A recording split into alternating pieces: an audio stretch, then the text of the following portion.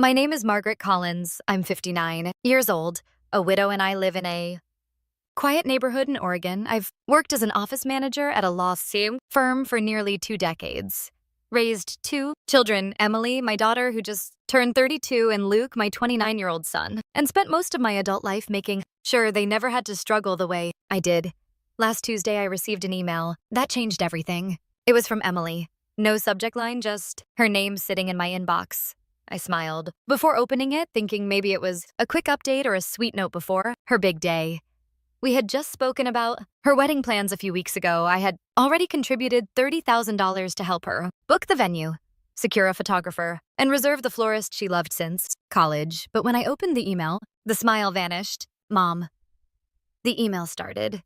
No, dear Mom, just Mom like a label. Emily explained that she, along with her fiancé Andrew and his family, had finalized the guest list for the ceremony in Napa Valley. And after much thought, they decided it was best for me to watch the wedding via live stream, not in person.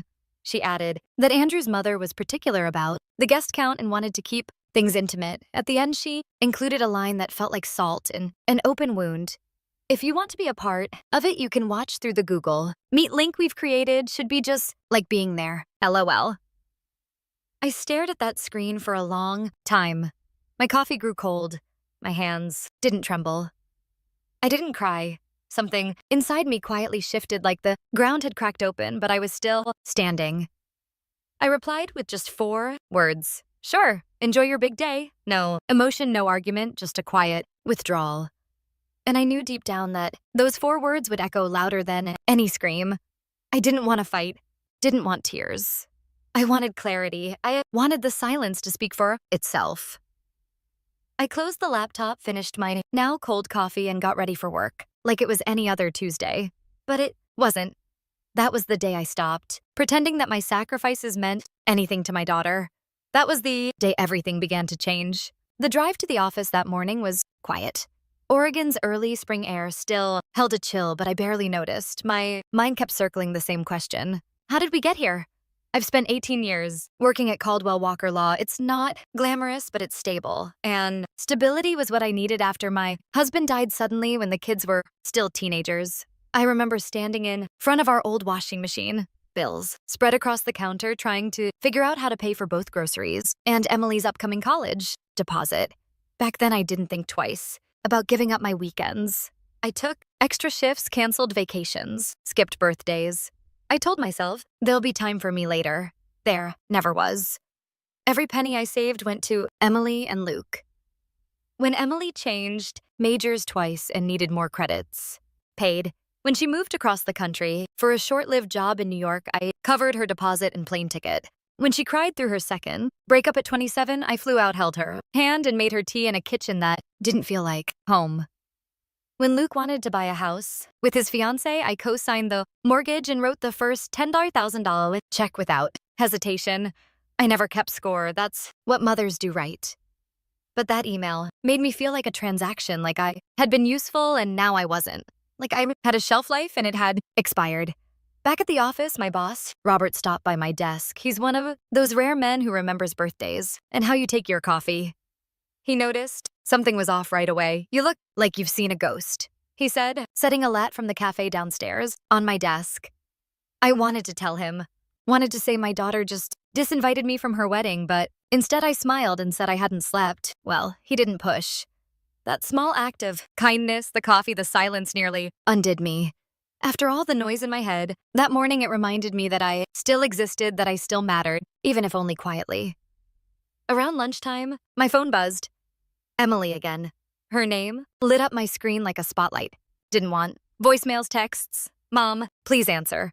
We need to talk. This isn't funny. I didn't listen to any of them, not yet. I just sat there sipping my latte and thought maybe it's time to stop being the one who always answers. Maybe it's time to stop playing a role in someone else's story when they won't let you on the stage. That afternoon, I made a decision that would shift the ground beneath all of us. I wasn't going to scream. I wasn't going to beg. I was going to do something far more powerful. I was going to act. After work, I didn't go straight home. I drove to First Federal Bank a few blocks down. From the office, Carlos, the branch manager, had helped me with everything from setting up college funds to adjusting retirement contributions. He always greeted me by name. Mrs. Collins. He smiled, standing to shake my hand. What can I do for you today? I sat down across from him and placed my purse on the floor. My voice was calm, almost too calm. I need to cancel a wire transfer, I said. He blinked. The one to the Napa venue. Yes, that one. Carlos hesitated. There may be a cancellation fee depending on timing, but may I ask why? The circumstances have changed, I replied without elaborating. He looked something up on his screen. You're in luck. It hasn't processed yet. Just in time. He paused, then looked up at me. Are you sure, Mrs. Collins? $50,000 is a significant amount. I nodded. I'm sure. $50,000. That was the amount I had planned to send next on top of the $30,000 already gone, $80,000 total for a wedding I wasn't allowed to attend. Signed the necessary forms and left the bank without a second thought. By the time I got home, there were 9 missed calls from Emily, 2 from Luke, 1. Voicemail simply said, Mom, please, don't do this. I turned off my phone. In the kitchen, I reached for the bottle of red wine I'd been saving for Thanksgiving. I hadn't opened it back. Then Emily was supposed to visit, but she canceled last minute work, she said. I poured a glass, took it out to the porch, and sat in the fading sunlight. Birds chirped in the trees. Neighbor's dog barked. Everything felt still. And then the memories started coming in waves. All the birthdays I planned alone. All the holiday dinners where I pretended I wasn't waiting for a call that never came. All the small sacrifices that nobody noticed. The new shoes I didn't buy, the car I drove for 14 years, the vacations I postponed. I thought about Andrew's mother, the woman who barely knew Emily, yet her opinion carried more weight than mine. The woman whose idea of family meant excluding the one person who had carried Emily through every hard season of her life. I thought about the way Emily signed off her email with LOL, as if watching your own daughter's wedding through a screen was a joke. And finally, I thought about myself not as a mother, not as a widow, but as a woman. What did I want? Peace, dignity, a life that didn't revolve around being useful to people who only showed up when they needed something. That night around 9:00 p.m., the doorbell rang. I thought about ignoring it, but curiosity got the better of me. It was Luke, still in his office clothes, tie loosened sleeves, rolled up. He looked uncomfortable, holding his phone in one hand like a shield. Mom, he said, stepping inside before I could speak. Why aren't you answering your phone?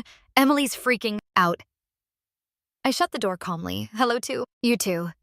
He sighed, already pacing. She says you're not coming to the wedding now, that you're being difficult.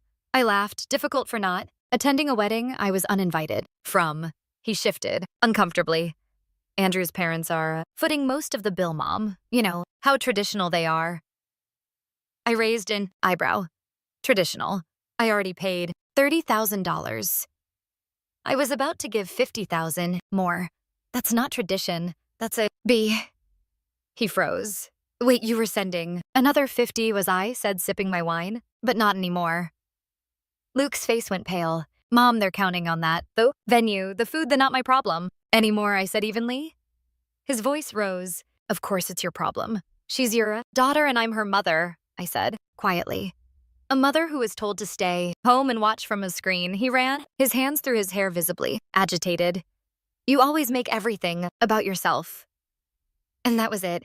That was the moment something inside me finally gave way. Get out of my house. What? You heard me, Luke. Get out, Mom. No, I said, firm but soft. I've given everything I had and I'm done being the villain in a story I wrote with love. Luke stood there for a second longer, then turned and walked out. The door clicked behind him quietly, but it felt louder than any slam. I stood in the middle of my living room, heart pounding, and realized something startling. I didn't feel guilty. I felt free. The next morning, I woke up to 43 missed calls and a string of frantic messages from Emily. They started with passive, aggressive guilt. Mom, we need to talk. Why are you doing this? This is childish. Then the tone shifted. The venue just called. The payment didn't go through. We're going to lose everything if we don't pay by tomorrow. Andrew's parents are furious. They said this proves they were right about you. At 3:24 a.m., she sent, I don't understand why you're doing this to me. I smiled into my coffee. Of course she didn't understand. Emily had grown up with my sacrifices woven so tightly into her life that she never stopped to question. Where the comfort came from the security, the stability, she just assumed it would always be there, that I would always be there. But not this time. Later that morning, while I was reviewing contracts at my desk, an email popped up in my personal inbox. The subject line read, "Please don't ruin my wedding." I opened it without expectation. Mom, she wrote, "I know you're upset about the live stream situation, but this is extreme. We've lost the venue deposit, and if we don't, pay the remaining balance by end of day. Paris time. The caterer walks. Andrews. Parents are beyond upset. They're saying this proves you can't be reasoned with. Please don't do this. We can talk about you attending the ceremony, but we need the funds first." There it was. They were willing to talk about letting me attend now that the money was gone. Not an apology, not a reflection. A negotiation. As if my presence at my own daughter's wedding could be bartered, bought or sold depending on how generous I was feeling. I didn't respond. I closed the email and turned back to my work. Around noon, Robert stopped by my desk. "Lunch," he offered. "That new Italian place just opened." I almost declined, as I usually did. But something in me shifted. Maybe it was the clarity of the past 24 hours. Maybe I just needed to sit somewhere that didn't ask anything from me. So, nodded. I'd like that. Over pasta. Told me about his grandkids and how exhausting but beautiful it was to chase after them. His eyes were soft. Real. He paused and said gently, "Forgive me, Margaret, but you seem lighter today." Surprised myself. I told him everything about Emily, the email, the wedding, the money, and what I did. When I finished, he didn't judge. He didn't try to fix anything. He just said sometimes the hardest part of love is setting boundaries, especially with the people we've given the most to. He reached across the table and briefly squeezed my hand. I think he did the right thing. For the first time in a long time, I believe that too. When I returned to my desk, there were more calls, more texts, but I didn't answer. I didn't need to, because for the first time, my silence spoke volumes. That evening, as I pulled into my driveway, the sky was already dimming. The porch light clicked on automatically. Everything looked still, peaceful even. But there was someone sitting on my front steps. As I got closer, I recognized her. Sophia. She stood up quickly, brushing invisible lint from her coat. Sophia had been Emily's best friend since 5th grade. She spent countless weekends at our house baking cookies, watching movies, giggling in sleeping bags until dawn. Hadn't seen her in years. "Mrs. Collins," she said softly. "I'm sorry to drop by like this." "It's fine," I replied, unlocking the door. "Would you like some tea?" She followed me into the kitchen, her eyes scanning the familiar walls, like they held old echoes. I filled the kettle and waited. "Emily sent you?" I finally asked. She didn't answer right away. Then "She's a mess. They lost the venue. The florist dropped out. Andrew's parents are threatening to cancel the wedding." Said nothing, placing 2 mugs on the counter. "She's panicking," Sophia continued. "She knows she messed up. She just doesn't know how to fix it." "Is that why you're here?" I asked. "To fix it?" She shook her head. "No, I'm here to ask. Is there anything she can say or do to change your mind?" I paused. Would an apology change the way it felt? To be excluded, to be used like a bank account, to be told you're not welcome. Unless your money is, I looked at Sophia, still young, still hopeful. "No," I said quietly. "There isn't." Her shoulder sagged, "Not even if she apologizes."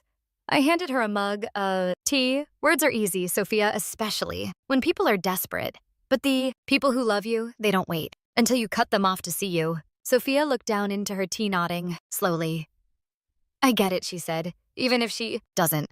"I'm sorry, Mrs. Collins. You don't need to be," I replied. We stood in silence for a moment, 2 women from different generations connected by one hard truth. Sometimes love has limits. Sometimes the only way to be seen is to walk away. Sophia didn't stay long. She didn't try to argue. She just thanked me, hugged me gently, and walked back into the night. And I finally closed the door on a version of myself I had long outgrown. The wedding never happened, not as they planned. Anyway, they scrambled to find another venue, but everything was either booked or far too expensive without the money I had once promised. According to Luke, they ended up doing a small backyard ceremony. Weeks later, just a few relatives and Andrew's parents. I wasn't invited, and this time I didn't need to be. In the weeks that followed, Emily sent one more email, a long one. Emotional half, apology half justification. I read it, once then archived it. I wasn't angry, anymore, just done. There's a strange peace that comes with letting go, not in rage, but in clarity. For the first time in decades, I woke up not wondering who needed something from me, not bracing for another guilt trip, disguised as love. I made a new rule for myself. If my presence is negotiable, then so is my effort. I go to work. I read novels. I joined a pottery class. I have dinner with friends who see me not what I can give them. And I've learned something I wish I'd known sooner. You don't have to burn yourself to keep others warm. If this story resonated with you, share it, comment below, and don't forget to like and subscribe. Sometimes the strongest kind of love is the one you finally give to yourself.